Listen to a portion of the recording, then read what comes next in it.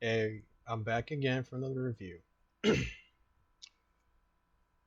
Sorry about my attitude from the last video.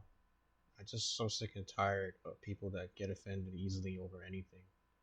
So that's the reason why I acted that way. So when I say hasta la vista pussies, I meant those fucking sensitive weirdos that don't like Terminator 2. Okay? If you actually come up with a valid point that why you don't like Terminator 2, I can totally respect that. But since you basically always give invalid points why Terminator 2 sucks, then that's when I look at you as a fool. Now, I'm going to do another Terminator review that I just recently watched just last night. It's called Terminator 3 Rise of the Machines. I know a lot of people say that it's no near as great as the last one. That's true. Maybe it's the biggest letdown of the entire franchise. But to me, I don't think it's that bad. I don't think it's that bad. I mean, it's still better than Terminator Genesis. You know, this is the movie where John Connor is now 25, who's played by a different actor that isn't Edward Furlong, lives with no record of his existence.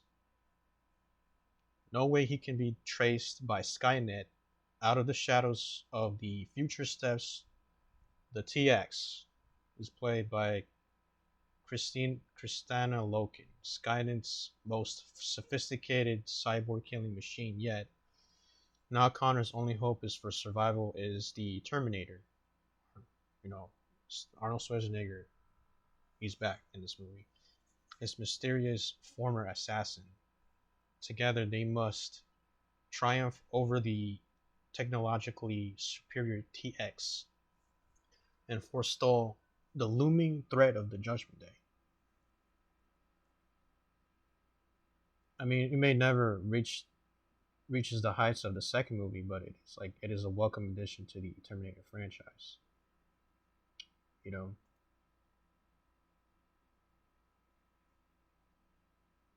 I think the first half of the movie felt like a copy and paste version of the first two Terminator movies, and the second half was like rushed and had a really unsatisfying plot twist that ultimately makes the movie feel a little pointless. It may not hold a candle to Judgment Day, but nice try to reboot the series. You know,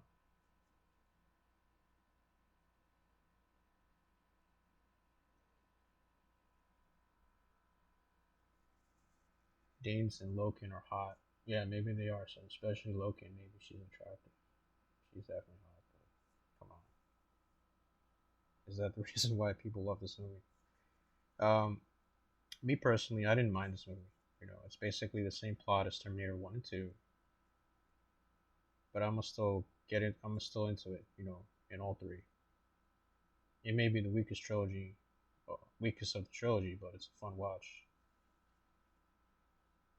Please, anybody who says it's the weakest of the trilogy has never seen Genesis. That's much weaker than this. You know,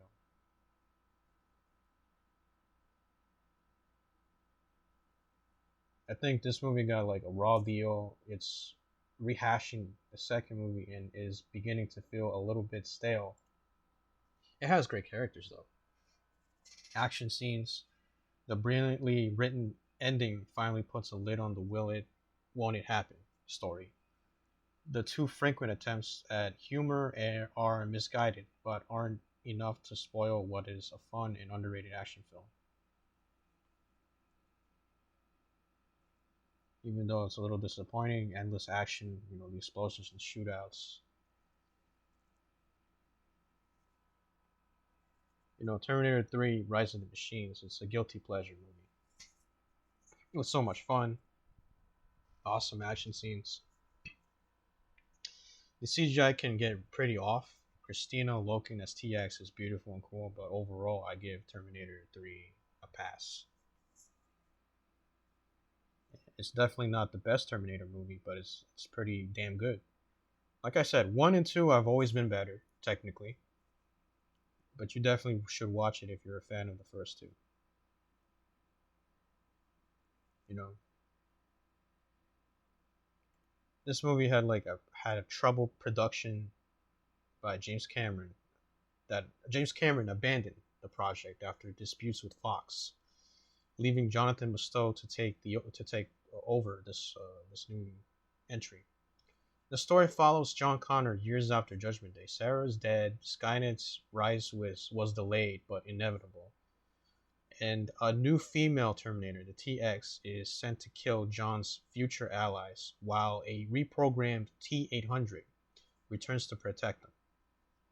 Despite strong visual effects and Christina Loken's effective performance as the TX, excuse me, um, the film lacks the emotional depth and intensity of its procedures. Nick Styles' John Connor feels flat, the humor feels out of place, and the movie ends up feeling more like a polished remake than a true continuation. It's entertaining, but ultimately not necessary, a solid action film that never matches Cameron's vision.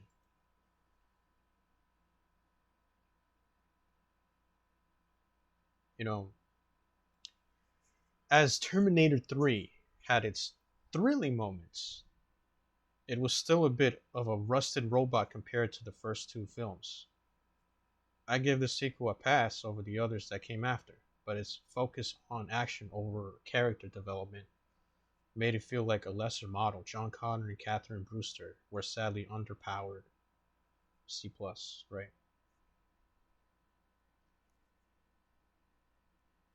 He came back just not as the Terminator, right? He came back just not as grand as the first time he did, especially in the beginning. Instead of just robbing from a biker gang, he robs from some playboy dude, and then he just sells him, give him talk to the hand, and then he just hits him. He just twists his arm and then steals the clothes, right? Like he always does after he comes back from Skynet. And then him putting on the star shaped glasses looked really funny, goofy. That that's something I didn't like. And stealing a truck instead of a bike is not really what I enjoyed. It's kind of nonsense to me. You know, I mean, of course he broke those one star glasses because it looks goofy on him. And stick with ordinary sunglasses. It always looks good in sunglasses, not goofy eyeglasses like that have star shapes. It's ridiculous.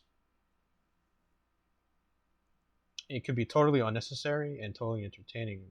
I'm very surprised summer blockbuster had the guts to end this way.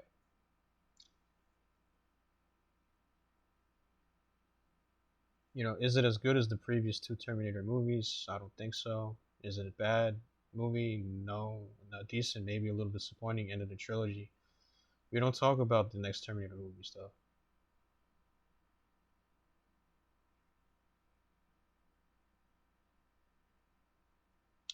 Everybody talks bad about this movie,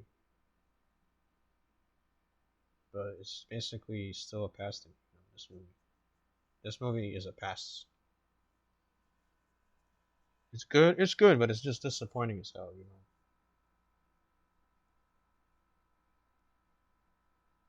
I don't like John Connor in this movie though.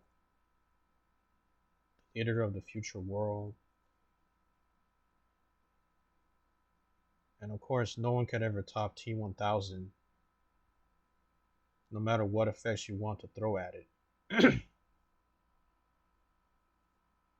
Like I said, it surprisingly keeps Terminator feel without James Cameron, but also you can definitely tell this isn't a Cameron film. Arnold Schwarzenegger is the coolest film character of all time, and I stick by that. The special effects are hit and miss at times. The side cast is pretty forgetful, and as much as Nick Stowe gives a believable performance, his appearance does not give off John Connor feel. And that's definitely not Stowe's fault. It's a shame Edward Furlong was an addict because he was not seen any of his modern work. A fabulous actor. Yeah, poor Edward. He deserved better. The thing which I love about the Terminator franchise so far, unlike Rambo and Die Hard, the Terminator films manage to stay fresh and unique, which makes it a fun watch. Christina Loken isn't bad, but when you come off Arnold Schwarzenegger and Robert Patrick as antagonists, it's extremely hard to match. I'm also here for the Terminator big budgets in all the films because it's just fun to see the budget used well and the mass amounts of chaos and destruction. Terminator Salvation, which the Blu-ray steelbook purchased, it was a very nice addition to Arnold Schwarzenegger welcoming me to the DVD feature. Caught me off guard and a pleasant surprise.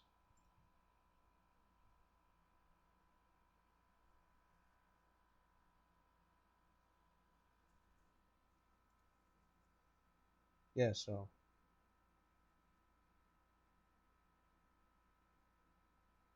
what else can I say about this movie?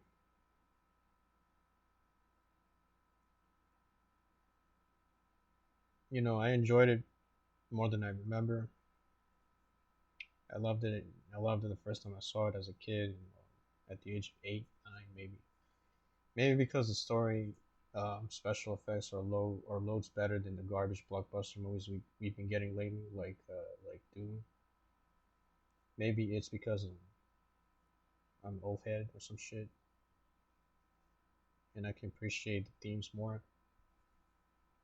Sure, it's a little cheesy at times, but the good nostalgia kind of cheesy. It's just fun movie from start to finish, and awesomely heavy ending. TN1 and 2 are about as perfect as you can get. I think T4 Salvation is probably the worst movie in the series, but still pretty watchable.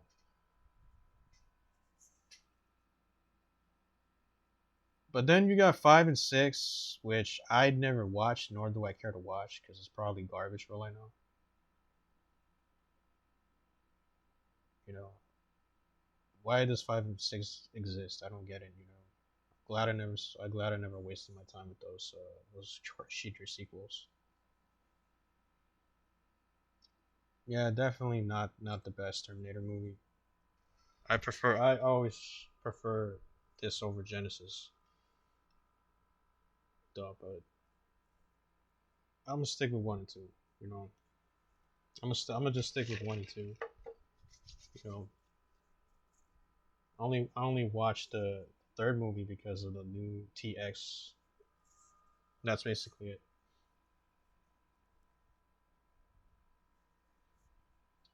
If it wasn't for TX, I wouldn't give a shit about this movie. And it had a few funny scenes. Yeah. So yeah, it's a good movie in my opinion, but no near as good as the first two. Yeah. So I guess this is my review for Terminator 3. I don't really recommend it. If you want to check out Terminator, just check out the first two. Don't waste your time watching this one. This is not the best one. You know, it's just passable, but it's not the best one. So just don't watch it. Watch the first two, and that's all you need. Anyway, yeah, I guess bye.